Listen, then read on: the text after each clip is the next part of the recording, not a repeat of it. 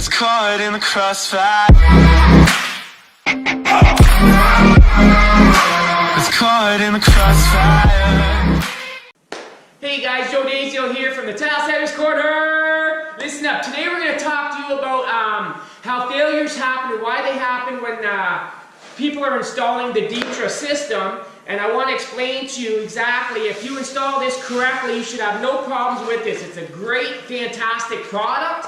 And I want to show you exactly how you install these. I know there's a lot of videos out there, but they're not really showing you the finer details of how to install the mortar and fill in the voids in here. So what I'm going to do here is what we have here is 11/64 by 11/64 Ditra trowel. And what you want to do is get all your mortar on here, like so. And when you have these notches on here, you always want to make sure you're going to go the same way. So we're going to just fill this up here. Get as much as we can on here first.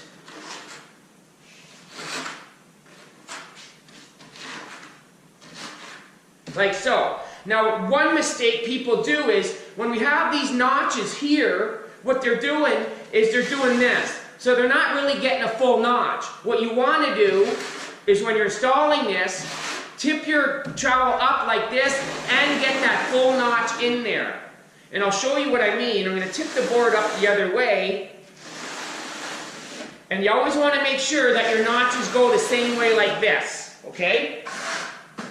Now what I mean is, if you can see the notches here, they all run the same way. Why? Is because you want to have airflow escape. If you run them all different ways, you're going to create air pockets. So remember one thing, is always make sure your notches are straight, and always make sure you hold your trowel up when creating your notch.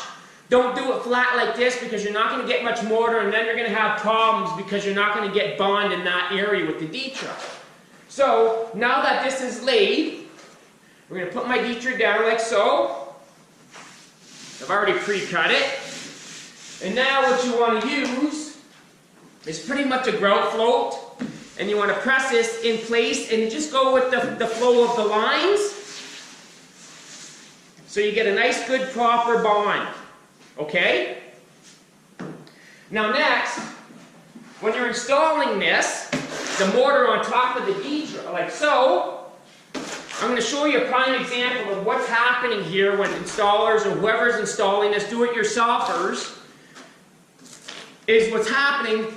When I go like this, right, then I'll go across, it looks like all my voids are full. Do you see what I'm saying here? Let me just show you for one thing here. They look like they're all full, but what's happening is there's a lot of air that's still in these little tiny squares. So I'll clean my trowel, and when I go across like this, you'll start seeing little voids that are trying to escape. Like, see all the, there's little voids in here.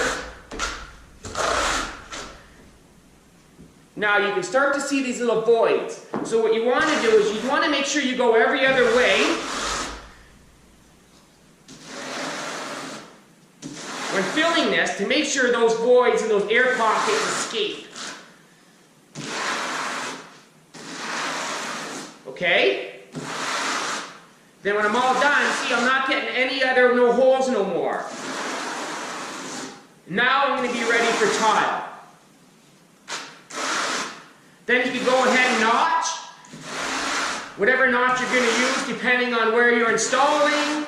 That will be on another video. But until then, that's how we want to properly install. We want to make sure we get every square full of mortar and have the air escape.